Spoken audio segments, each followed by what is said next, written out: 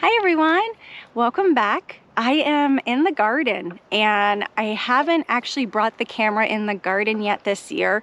Things have been really busy. So today I decided, because I'm planting some potatoes, I would bring y'all in and show you what I've been up to.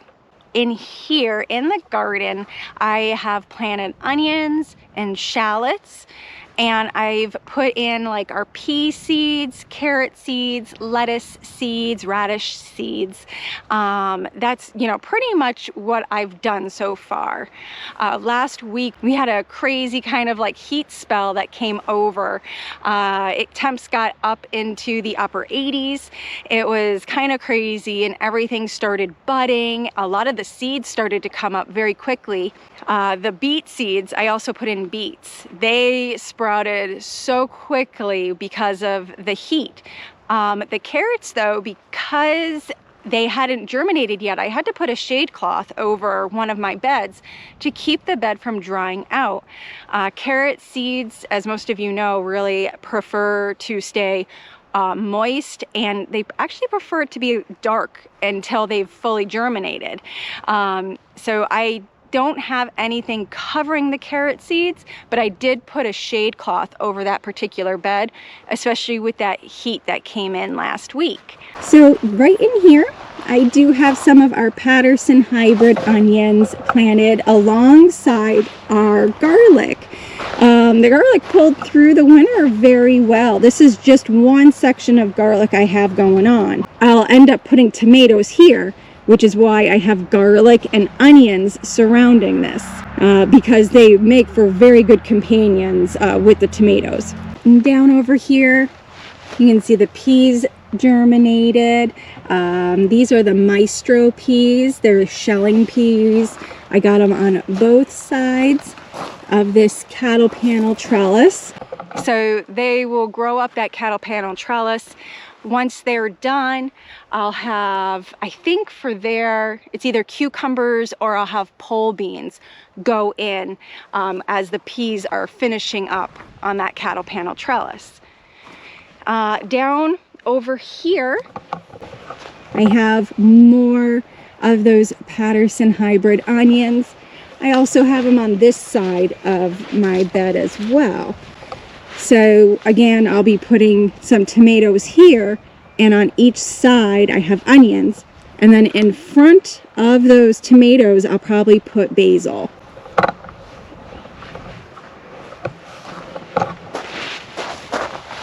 Down here I have parsley that overwintered and is growing back, and I have, these are sugar magnolia snap peas that are growing up this trellis. And here is the carrot bed and beet bed. I have carrots on one side and then 2 rows of beets on the other side. And right in front, I have some onions there as well. I kind of like to sprinkle my onions and shallots into different places. I don't put them all in one spot. I feel it kind of spreads things out, and because they are a pretty good companion plant for most things, I just kind of put them all around and they fit into certain spots. Now down in here, this is just PVC pipe, and this is the shade cloth. I used this shade cloth last year. It comes in very helpful in August when it's hot and I want to plant my fall crops like the carrots and the beets.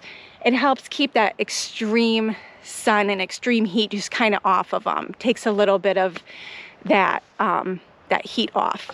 So in here, I have 2 rows of carrots and 2 rows of beets. And the beets are popping up, and I think the carrots are very slowly germinating too. Next to where I'm going to be planting our potatoes, I have onions here.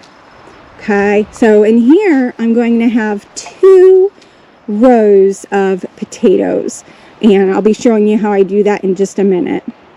This year we can actually harvest some of our asparagus, and the cool thing is we've already got a couple spears that have decided to come up.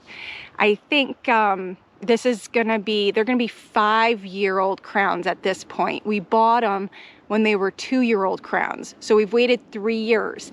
So now is the time we can finally start to harvest some of the asparagus.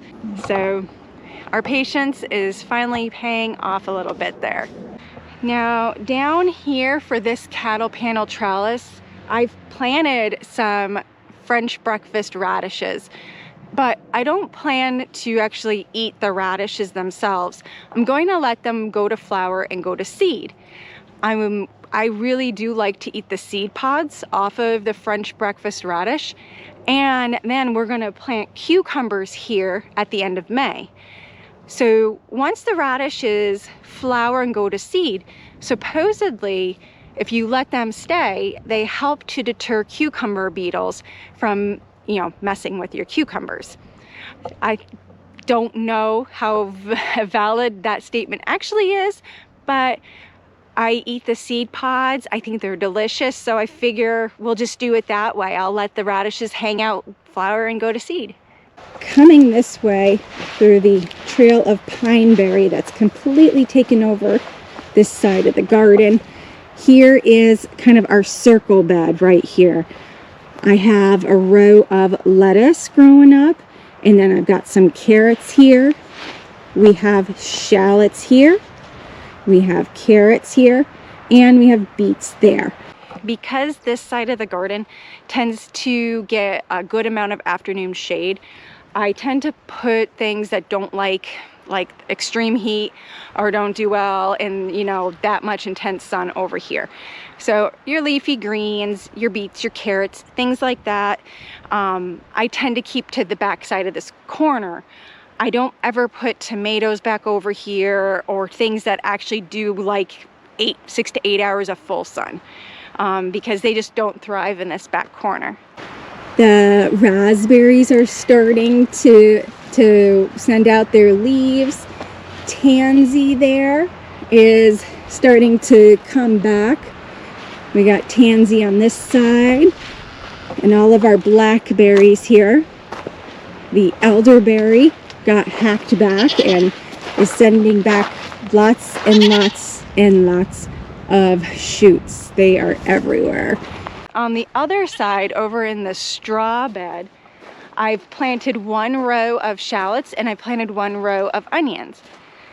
I put them over there because I heard that onions can potentially deter squash bugs from messing with your squash.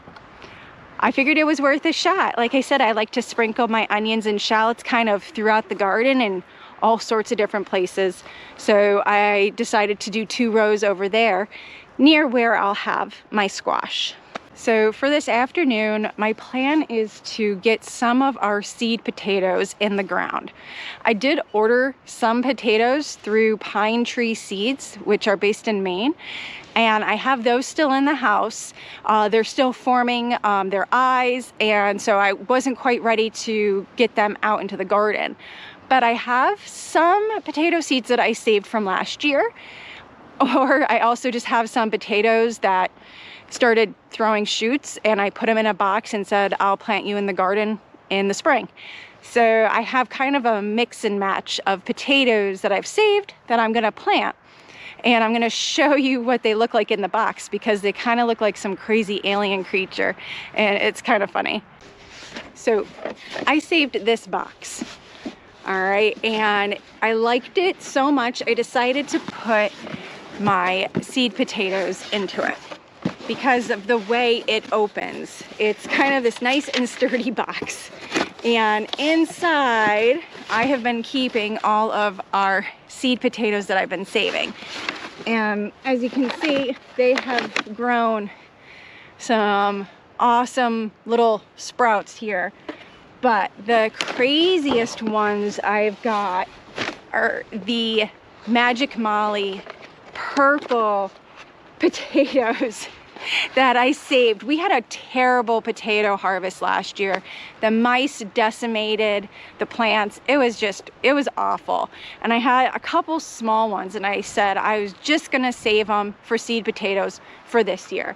So they kind of got a little crazy in the box, and been like screaming apparently to get out. But I've got these like small, like purple Magic Molly potatoes that I'm going to be planting. And I think I also, these are Yukon Golds too that I saved, that I'm going to go ahead and I'm going to put them in. And I had some other Yukon Golds that I bought from the grocery store that I just couldn't use in the kitchen, and just decided to save as seed potatoes. So pretty much today I'm putting in Yukon Golds and Magic Molly purple potatoes, so they can finally get out. For planting potatoes, I've done it, this will be my third way. The first year I planted potatoes, I put them in a fabric grow bag and just covered them up with some soil and kept mounding them up as they grew. And they did pretty well. I think I overcrowded the fabric bag though and put too many plants in, so I got a lot of smaller potatoes, but still they did good. Last year in the straw bed, we basically did the no-dig method. We put them down on top of some compost and then just kept covering them with like hay, straw, grass clippings, compost, things like that. And the plants themselves actually were growing very well, but the mice kept getting in there and burrowing into the hay and straw, and they basically just chewed down the plants. They didn't mess with the potatoes that were in there, the few that were, but they just decimated the plants, and it was just awful. I tried setting traps. I caught tons of mice, but by that time, you know, the damage was already done. This year, I'm doing potatoes in our regular garden, and I'm doing the dig method. So I dug a trench. It's about, it was like 8 to 10 inches deep. I put some composted goat and chicken bedding down at the bottom. I covered that with some bone meal, and into the soil I've worked in some vegetable fertilizer. I think I used Dr. Earth's granular kind of fertilizer to just go right into the soil. But I also made sure to do a very good helping of bone meal in the trench as well, because my grandfather always said bone meal with his tubers and his roots, his, you know, your onions and then your carrots and your beets and stuff like that, all those sorts of things. He just always said put bone meal, so that's what I did. So I got my one trench dug, so I'm gonna put those potatoes in, show you the process, and then I'm gonna dig my second trench and you can see that too. So let's get planting some potatoes.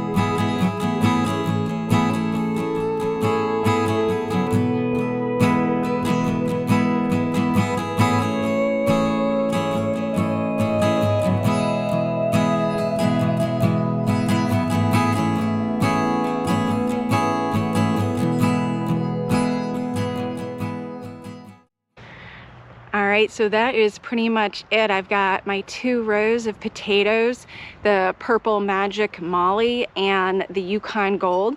Those are the ones I saved myself. I've also got Eva potatoes and I think it's Quaker Gold potatoes from Pine Tree that I'll be planting as well.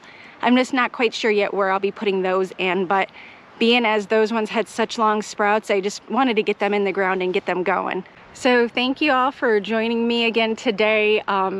Now that, you know, the weather is getting much better, I have a lot of plants that'll be coming into the garden, so I'll be trying to do more videos in the garden, getting things moved out of the greenhouse.